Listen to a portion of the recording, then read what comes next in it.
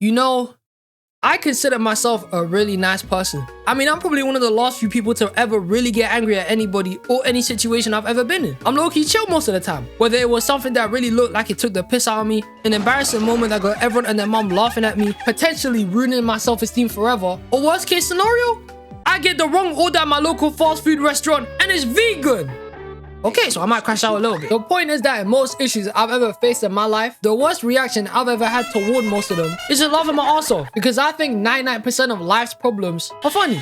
Maybe it's just my coping mechanism, but I couldn't care less about the bad things I've gone through, because one minute I could be deep in how bad it was, beating my head about it, and then the next, I'm watching Kitchen Nightmares and laughing my ass off at Gordon crashing out. It's hilarious. And I know I come off as some guy who sounds like he gets mad all the time, rages out, and breaks everything inside like he's the Hulk. But trust me, I am as peaceful and as tranquil as a monk in Tibet. I am truly blessed enough to call myself a chill person.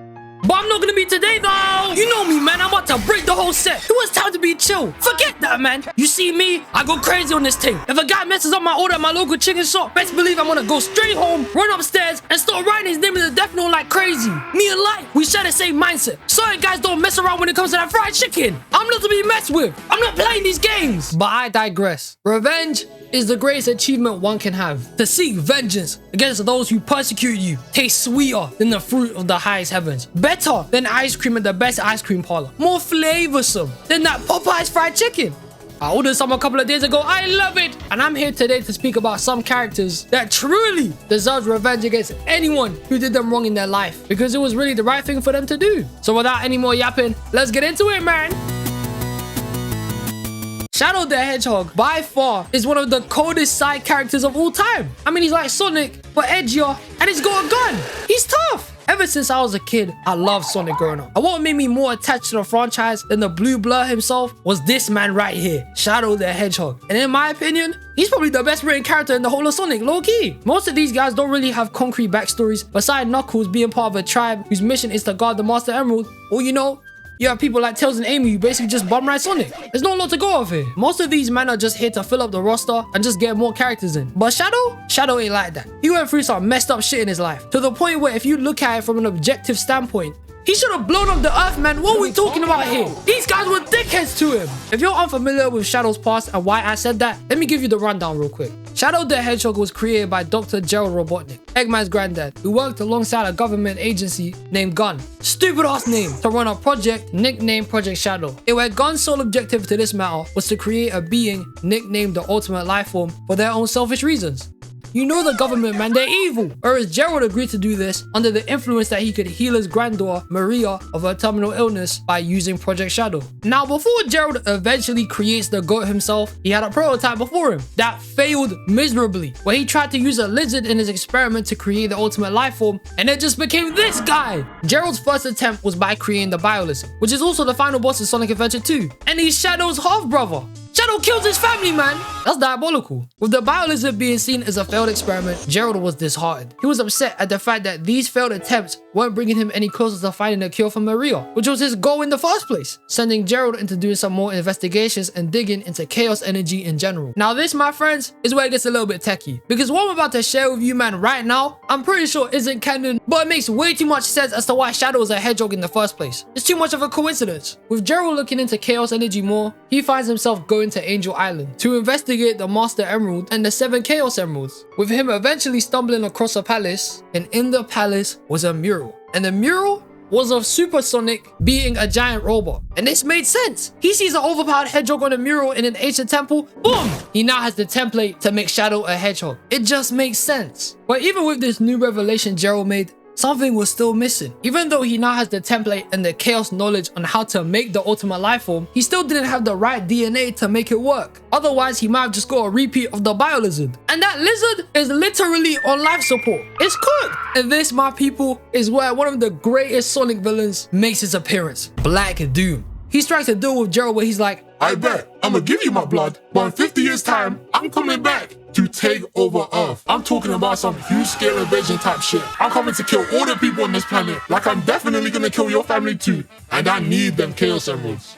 They look tough as hell, man. And even after hearing all of that, Gerald is just like, cool, and agrees to it. He don't even give a crap that he just signed the offer away. He just needs his blood real quick. He's mental. So with this deal being finalized, Gerald puts all his knowledge, craft, resources, and new DNA into creating the GOAT himself. And Shadow the Hedgehog is born, the ultimate life form, the coldest Sonic character there is. I mean, look at him boxing with Emerald. He was working him here. And with Shadow being born into the world, the government did not like this shit at all. The second they found out that he was part alien, and it was over. They became racist. They were like, he's part what? Alien? Alien? No, no. Blow up the station. Kill everyone in the research facility. And the mall, burn the alien now. So with that being said, the gun agency get into the space station where Shadow was at and bum rush the station. They start lighting up everything in there, kill a bunch of workers, shooting everything. They're going crazy. Everyone's panicking. And then Shadow is dragging Maria to one of the escape pods to try and save her life. Boom. Maria gets caught in the crossfire, ultimately sacrificing herself to send Shadow in an escape pod to Earth. And Maria was like a sister to Shadow. He grew up with her. Made him feel like he was at home and wasn't just a weapon made for the government's sake. That's the messed up part about it. They were bare close with each other and she humanized him in a way. And these guys killed a kid. I'm not gonna lie though, the way the Sonic fanbase acted around this was hilarious.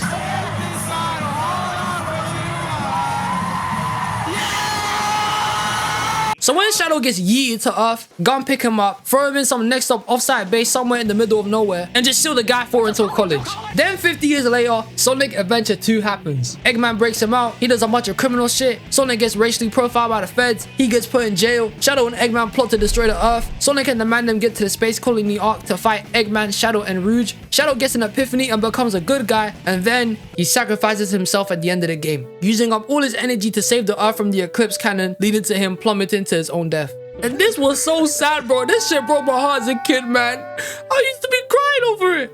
And then he came back right after that in Heroes. But throughout the series after this, Shadow just comes off as more of an anti-hero than a villain. He goes about doing a bunch of freelance work, helping out people. Even eventually working for Gun. How are you working for them? They killed your sister. What are you doing? Shadow has one of the biggest passes I've ever seen for me to think this guy should finesse everyone. He got messed over by the government. They killed his sister and threw his dad in jail. He lost his memories. He had to get the Chaos Emeralds and fight Black Doom on his ones to save everyone. Even though the government and other people like Eggman still weren't messing with him at the same time and were also being enemies to him. They were taking the piss. His moral complex needs to be studied, real talk. Shadow should say F the world. There's a cutscene in Shadow Generations where he's racing Sonic and he's about to literally take his life right here with his new powers. And he's better than me. Otherwise, I would have deleted this guy off the planet, man. I don't play with that shit. Like Timon once said, when the world turns its back on you, you turn your back on the world. All in all though, I'm happy my boy decided to become a good guy. He's the GOAT, man. Now in my comments lately, I've been asked a lot of times to bring up Kratos in a reasonable Crash Outs video. So I decided to put Kratos in this video since he matches up with the title perfectly. Also, if you're a fan of me, this is basically Reasonable Crash Out 6. So it is what it is. But Kratos from his time in Greece has to have some of the most deserved vengeance plots I've ever seen to date. I mean, some things he did were mad questionable and definitely weren't right, but the majority of what Kratos went through for his time serving the gods and then throwing him into a bunch of bullshit is a perfect excuse for his get back. From the minute he started serving Ares, forming a pact between them, which enslaved Kratos into doing a bunch of shady shit for him, with Ares eventually betraying this man by manipulating him into murdering his wife and child, which is already enough for him to crash out. But we're not even done here. Then he kept working for the gods for another 10 years to get rid of the nightmares he had about slaughtering his own family. With the gods even saying themselves, if you kill Ares, we'll forgive you and get rid of all your past sins. Which I'm guessing Kratos is assuming they get rid of his nightmares too. Plus, he began revenge against Ares and that's all the guy wanted at the time. With the only method at the time to defeat Ares being to use Pandora's box. And as soon as Kratos got the box and started to open it, Ares just dashes a whole beam at him like his darts and finishes the man. He got deleted. Then he got sent to hell and had to escape it, with it ending in him reaching the box and acquiring the power to finish Ares off, and he took his place as the god of war. But the Pantheon, they didn't like him. No one rated him as the ghost of Sparta, so he was out here doing his own thing, eventually leading to him and Athena to start scrapping, with Zeus helping out Kratos by throwing him the Blade of Olympus so he can defeat Athena's giant. But there was a twist here. This bitch-ass Zeus betrayed Kratos. He gave him the Blade of Olympus so he could pour all his new godlike power into it, so he would be drained of it, making him mortal again. Just so Zeus could come in and kill Kratos, sending him back to the underworld again. And I know he was mad here. That's a piss take. The guy was literally just there. And you want to know why Zeus even killed Kratos to begin with? It's because there was a prophecy said that Zeus would die at the hands of a marked mortal as part of a cycle he was in, that his son would overthrow him. And at the time of when this idea even came to light for Zeus, he sent Athena and Ares down to kidnap Kratos' brother Deimos, who wasn't even the right guy. And he tortured him for years until Kratos came to save him. And then in like 15 minutes, he died. And that's because of Zeus, bro. The guy's a bitch. So when Kratos gets dashed into the underworld, he links up with Gaia, the mother of all titans, who helps him get back to the surface so we can go back in time to kill Zeus after what he did to him and Deimos. With Kratos returning to the exact moment he was killed, and as he's about to finish off Zeus with the blade of Olympus, Athena human shields and gets shanked. She's crazy, and she starts telling Kratos with her last dying breath about how Zeus is Olympus, and if Kratos kills him, the world will be destroyed. And she starts pleading to him to not kill their own father. Yes, their father, because Kratos is also the son of Zeus, and no son should kill their own father. Boring! So with Zeus pissing him off even more, Kratos works alongside the Titans to blood clot destroy the entire Pantheon. Look at these lineup of bozos. Look at these bitch asses, bro. We got this waste man Poseidon summoning whole seahorses, Hades with his stinking breath, Helios' ugly ass, Hercules, he was just chatting a bunch of shit and got murked. They all suck because no god in Greek mythology is a match for the powers and the abilities of the button mashing of the circle button at the bottom right corner. It's unbeatable. Gaia also betrays Kratos like the bum she is, but it didn't matter because Kratos still ended up making his way to Zeus to run the fade with him, eventually leading him to eviscerate Zeus by shanking him and Gaia's heart at the same time, and even pummeling Zeus like Invincible did against Angstrom. It was crazy. But as sweet as his revenge was, Olympus became beyond repair, bruv. It was done. It basically started looking like Detroit. It was terrible. And with Athena's ghost wanting to use the power Kratos gained from Pandora's box again to become the ruler of a new world, Kratos takes himself out with the blade of Olympus and gets rid of the power Athena's selfish ass wanted for herself, which ended the ghost of Sparta's time in Greece. And when we get to Norse mythology, Kratos ain't done nothing wrong, man. This guy wanted to live in his shack in the middle of nowhere with his son in peace. But why is it that with him wanting to do something as simple as that, someone has to try him every couple of months? Like this guy Boulder, just appearing at his house in the middle of nowhere, begging for the one-on-one. Or Magni and Moldy really trying him, just for Moldy to start running away, fleeing the fight like this is Pokemon. He's garbage, just to later get mugged by Atreus. And Thor? I actually like Thor, I'm not gonna lie. I thought his fights were amazing, especially this part. It was too hype, man, too hype. But as for the rest of the gods he's fought, Odin, Heimdall, whose foresight and weaving meant absolutely nothing to him, and anyone else, they suck. You should have all jumped Kratos when you had the chance instead of just aura farming. What's wrong with you, man, here? What went through your heads when you heard the nickname Ghost of Sparta? Or even when you first found out what Kratos did? You man should have known your place real quick. Kratos literally lost all his family, took revenge against the gods who ruined his life, then tried to turn a new leaf just for more people to try and mess with him. I want the gods, man, they're terrible. Now, with the weekly release of JJK Season 3 so far, it's been fire recently, man. It's been going crazy. I know that Mappa animators are tired as hell, slaving away 24/7, working their asses off to make sure those episodes are fire. And they haven't disappointed yet. They delivered every single time. I mean, this one scene alone with Yuji and Hakari is better than the whole of One Punch Man Season 3. But I'm getting off topic here. Itadori's whole bug out on Mahito at the end of the Shibuya arc was like one of the most satisfying things I've ever seen in my life. Cause Lord knows I hate this guy, bro. His breath stinks, man. He's annoying, stupid. I just can't stand him. This guy just looked like he was a widow from Jump. I've always been suspicious of the guy from his weird-ass curse technique, modifying and turning himself and people into a bunch of weird shit, him rage baiting and finding most shit funny, or even just the stitches across his face, making him look like something out of a horror movie. I just never liked him. From the moment Mahito did what I thought was the impossible by killing Junpei, who I thought would have survived until the end of the series because he was in the damn opening. And when he turned him into this King K. Rool lookalike, I was just like, wait. Ew, man, he's ugly. One Mahito, man. I hate this guy from the start of the show to Shibuya, where this bitch has killed one of the greatest characters in the whole show, Nanami. And this guy was so fire. His whole curse technique with the whole ratio bullshit, which in short basically let the guy hit crits on people like this was one game, was such a sick power. I mean, he was definitely gonna die anyway. Half his body was burned off. But why did Mahito have to kill him? He's terrible. And then he packed off Nobara as well? He's a bitch. And look at how he had my boy Yuji deep in his life.